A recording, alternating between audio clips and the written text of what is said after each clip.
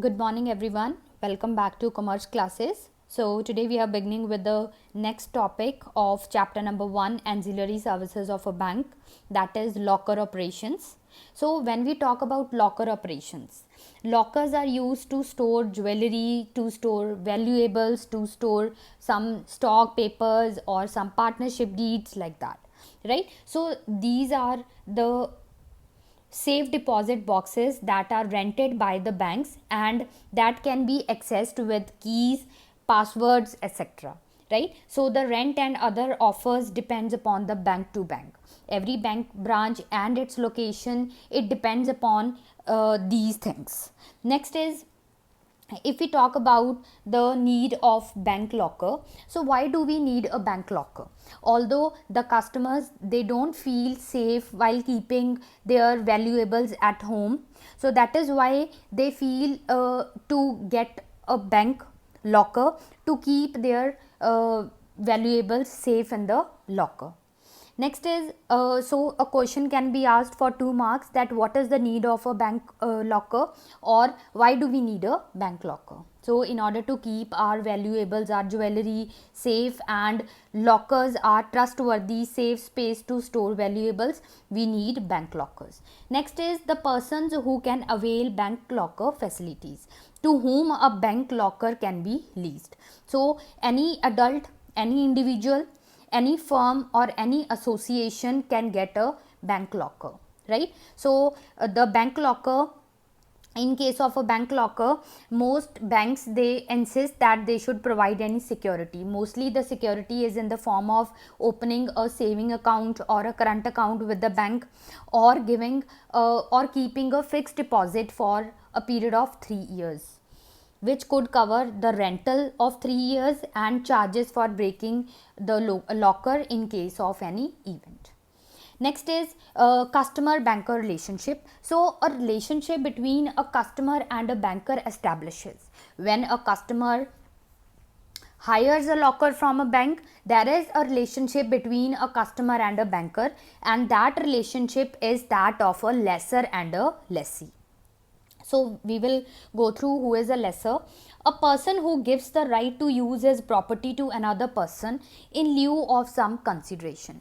So there is a bank, there is a customer. The bank is giving the right to use the locker to the customer, and in lieu of that locker, what the customer is providing? The customer is providing the rent to the bank. So one side the bank is providing the locker to the customer to keep its valuables safe in the locker.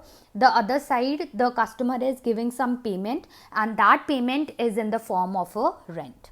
So there is an agreement between the customer and a banker, and that agreement is known as a lease agreement. So what is a lease agreement? It is a contract by which one party gives the right to use his property to another for a specified period, usually in return of a periodic payment. So periodic payment here is a rent, and for a specified period the bank is giving his property, that is the locker, to the customer to keep its valuables safe in the locker.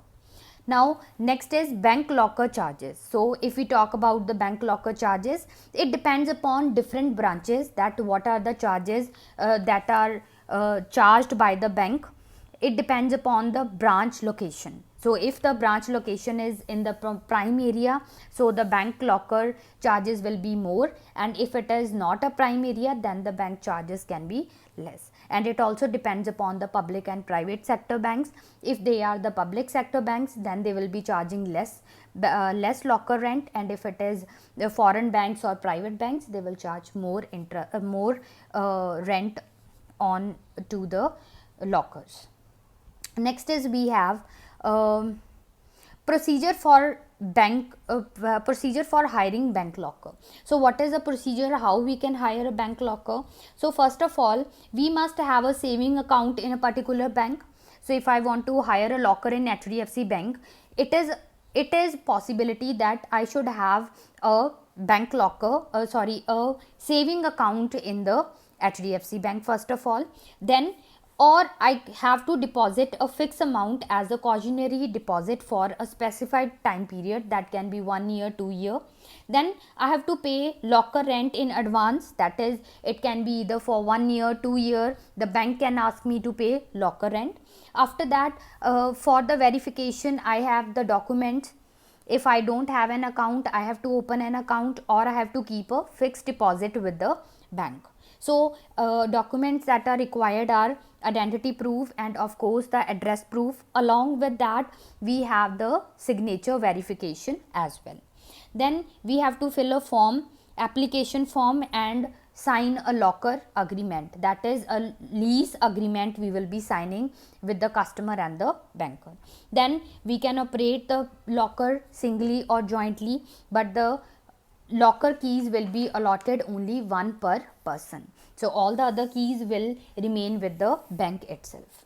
Next is we have RBI guidelines on lockers, that what are the guidelines issued by RBI on lockers. So here we have a list of the guidelines. We have total 5 points of guidelines that we need to follow, or the guidelines that are issued by RBI or from time to time.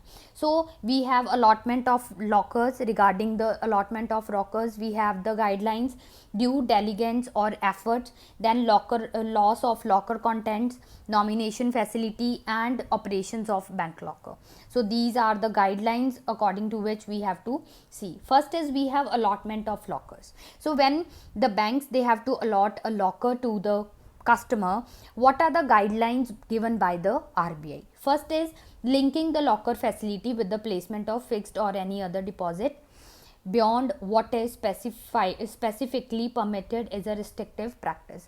So what it is, they insist, RBI's guidelines insist that we should keep any deposit, a fixed deposit or any other kind of deposit with the bank. That means the bank should keep any deposit. Second is fixed deposit as a security for lockers.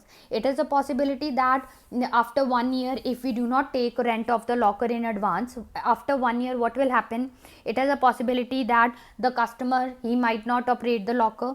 So in order to be away from such hustle and bustle, it is important to keep a fixed deposit as a security for lockers. So if there are existing customers who are already operating their lockers, they need not to keep any fixed deposit, but for the new customers, it is advisable by RBI to get a fixed deposit, right, which will cover your 3 years rent and any charges in case the locker has to be broken up. Then wait list of customers, like if there are 100 lockers in a bank and 101, there are some customers number 101, 2, 3, 4 like that. So the banks, they should maintain a wait list for the lockers. If there is any locker that is freed, the other customer can get the chance to operate a locker, or the person can be allotted with a locker. Then next is we have due diligence. So there were some incidents in the banks where the explosives and weapons were found in a locker. Why? Because in case of locker operations, the bank actually do not know that what is being kept in the locker, right? It is we can say a secure content, a safe content that is kept by the customer into the locker, and the bank do not know about the content that is kept in the locker. So recently explosives and weapons were found in the bank lockers. So due to these type of incidences, again RBI has laid down certain guidelines. So the banks, they were advised to categorize their customers according to a level of risk categories. So they were categorized as medium risk category and high risk category.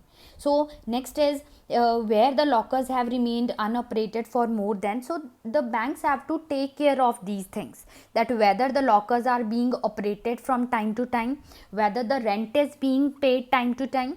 If the lockers are remained unoperated for more than 3 years in case of medium category, and in case of higher category, that means high risk category, they are unoperated for a period of 1 year, then we should take into consideration, right? And we should directly contact the locker hirer, that is the customer, and we should ask that customer to either operate that locker or surrender the locker to the bank so that they can allot the locker to the next person, right? Even though the rent is being paid regularly, we should never go on the rent, but we should go on the operations of a rent locker. Then bank should have clear procedure drawn upon in consultation with the legal advisors, that in case of any event, the how the bank can break the locker of a customer. Next is loss of locker contents. Now, if one point is, if a bank do not know that what is being kept in the locker by the customer, then that means the bank is not liable for any loss of locker contents.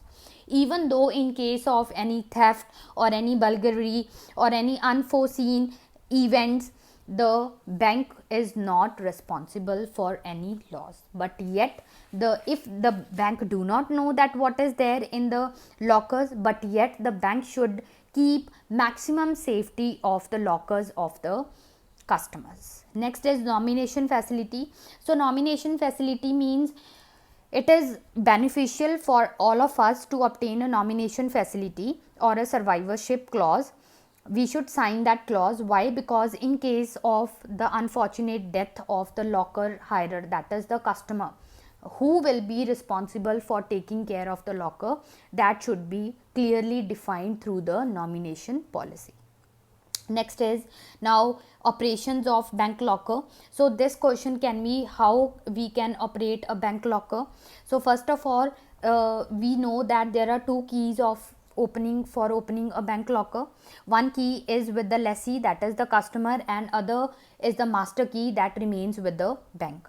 Now the customer needs to visit the bank branch during the specified time period mentioned for locker operations, and lessee will sign the register filling in the locker number and sign. Then after that, the responsible banker, that is the officer in the bank, will verify the signature with the bank records. If the signature tallies, the officer will take the customer to the banker room. Banker officer will open the locker with his master key, and lessee actually will open the locker with his own key to open the locker. Then once the locker is opened, the bank officer will leave the locker room and the lessor will deposit, withdraw, whatever he want to do or she want to do, he can do. Once he completes his transaction, he closes the locker door and locks the locker with his key only. The locker operation may vary from bank to bank based on the type of locker, standard procedure followed by the bank. So this was all about locker facilities. So we have some terms and conditions as well in case of when we sign a agreement for hiring a locker. So we should all before signing a agreement with the bank regarding the locker, we should all go through that terms and conditions, which are very important. So thank you so much.